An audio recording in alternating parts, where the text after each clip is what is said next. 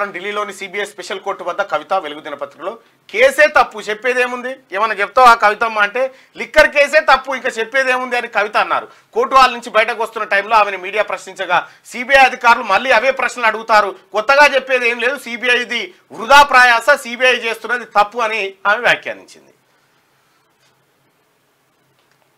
Liquor scam లో కవితనే సూత్రధారి, ఇది సిబిఐ మాట. ఆప్కు 100 కోట్ల మళ్లింపులో ఆమెది కీలక పాత్ర.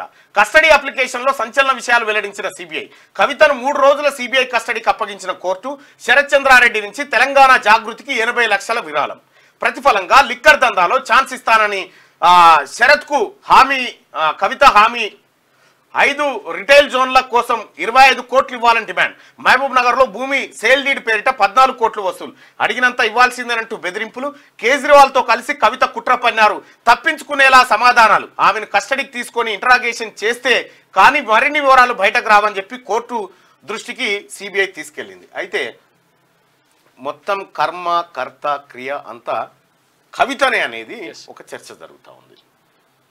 కవితనే ఆమ్ ఆద్మీ పార్టీకి 100 కోట్ల రూపాయల ముడుపులు అప్పజెప్పింది అని చెప్పి చెప్తా ఉంది. అయితే ఇక్కడ కవిత కేవలం ఈ బిజినెస్ చేయడానికి సాఫ్ట్ కార్నరే కాదు, అవసరమైతే ధమ్కి కూడా ఇచ్చింది అనేది ఈడ వార్త. తెలంగాణలో బిజినెస్ ఎట్లా చేస్తావో చూస్తా తాత నిన్నని ఒక ఆయన బెదిరిస్తానట. డబ్బుల కోసం శరత్ చంద్రారెడ్డిని కవిత బెదిరించినట్టు సిబిఐ తెలిపింది. ఢిల్లీ లిక్కర్ పాలసీ రూల్స్ కు విరుద్ధంగా శరత్ చంద్రారెడ్డికి చెందిన 3 సంస్థలకు 5 రిటైల్ జోన్లు దక్కాయి. ఇట్లా కేటాయించినందుకు గాను ఒక్కో జోన్కు 5 కోట్ల చొప్పున 25 కోట్లు చెల్లించాలని శరత్ చంద్రారెడ్డిని కవిత డిమాండ్ చేశారు. లిక్కర్ పాలసీలో లబ్ధి పొందేందుకు తాను విజయనాయర్ ద్వారా ఆమ్ ఆద్మీ పార్టీకి మొత్తం 100 కోట్లు చెల్లించానని ఆయనతో అన్నారు. అయితే శరత్ చంద్రారెడ్డి 25 కోట్లు ఒకేసారి చెల్లించేందుకు ఒప్పుకోలేదు. దీంతో తాను చెప్పినట్టు వినకపోతే తెలంగాణలో వ్యాపారం ఎట్లా చేస్తావో చూస్తానని శరత్ చంద్రారెడ్డిని కవిత బెదిరించారని కస్టడీ అప్లికేషన్ లో సిబిఐ పేర్కొంది. కవిత బెదిరించిందట, నేను చెప్పినట్టు లంచాలు ఇవ్వకపోతే నువ్వు తెలంగాణలో బిజినెస్ ఎట్లా చేస్తావో చూస్తా అని బెదిరించిందట.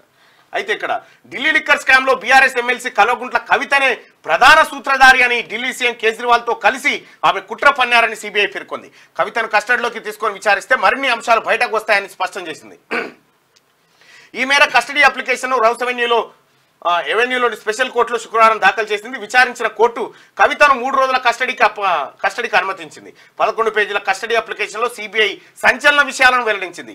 ఢిల్లీ లిక్కర్ పాలసీ రూపకల్పన మొదలు స్కామ్ లో పలువురి పాత్ర, కేసు దర్యాప్తులో సేకరించిన ఆధారాలు, సహనిందితుల స్టేట్మెంట్లను కూడా అందులో పొందుపరిచింది. అంటే ఓ రకంగా సిబిఐ పక్కా ఆధారాలతోటి పక్కా సమాచారంతో కవితను మళ్ళీ కస్టడీ. అయితే విషయం ఏంటంటే సిబిఐ దగ్గర ఆల్రెడీ 11 పేజీలకు సంబంధించిన సమాచారం ఉంది. అయితే ఇంకా సమాచారాన్ని రాబట్టాలి కాబట్టి ఇంకా 3 రోజుల కస్టడీ అడిగింది. దానికి కారణాలు ఏం చెప్పిందంటే కవిత లేని భూమి మహబూబ్ నగర్ లో భూమే లేదు, దాన్ని రిజిస్ట్రేషన్ చేసి దాదాపు ఎన్ని కోట్లు 14 కోట్ల రూపాయలు వసూలు చేసిందట. ఈ 14 కోట్ల రూపాయలు ప్లస్ ఆడ ఢిల్లీలో ఆ జోన్లు వచ్చినందుకు ఒక్కొక్క జోన్కు 5 కోట్ల చొప్పున అట్లా వసూలు చేసిందట.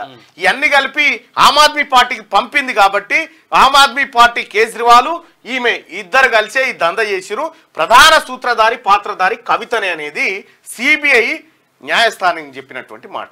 ఈ సిబిఐ మాటను నమ్మినటువంటి న్యాయస్థానం కవితను కస్టడీకి అప్పగించింది. సిబిఐ కస్టడీకి 3 రోజుల పాటు విచారణ చేయబోతా ఉంది సిబిఐ విచారణలో మరి ఏమేమి అంశాలు బయటకు వస్తే కన్ఫెషన్ స్టేట్మెంట్ ఎలా ఉంటుంది అనేది మనం చూడాల్సినటువంటి అంశం. కాకపోతే ఏంటంటే ఇంత పెద్ద ఒక లిక్కర్ పాలసీ, ఇది 100 కోట్ల పంచాయతీ, సరే 1000 కోట్లు అనుకో, 100 కోట్ల పంచాయతీ అనేది అందరికి తెలిసిందే. 100 కోట్ల ముడుపులు కేజ్రీవాల్ పోయిరు అనేది మనకు అర్థమవుతున్నటువంటి మాట. ఇది నరేంద్ర మోడీ గారు మాట్లాడుకుంటే ఏమన్నాడు, నేరగాళ్ళు నేరస్తులు స్కామర్లంతా జైళ్లలోనే ఉంటారని చెప్పిండు. కానీ నేను మీకు ఒక వీడియో చూపించదలుచుకున్న మిత్రులారా, ఈ వీడియో చూసిన తర్వాత అసలు కవిత కేసు కంటే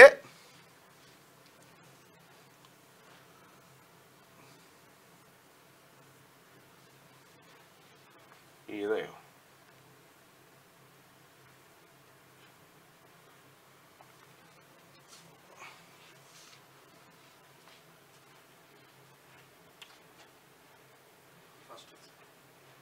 రైట్, ఇక్కడ మీకు వీడియో చూపిస్తా ఉన్నా.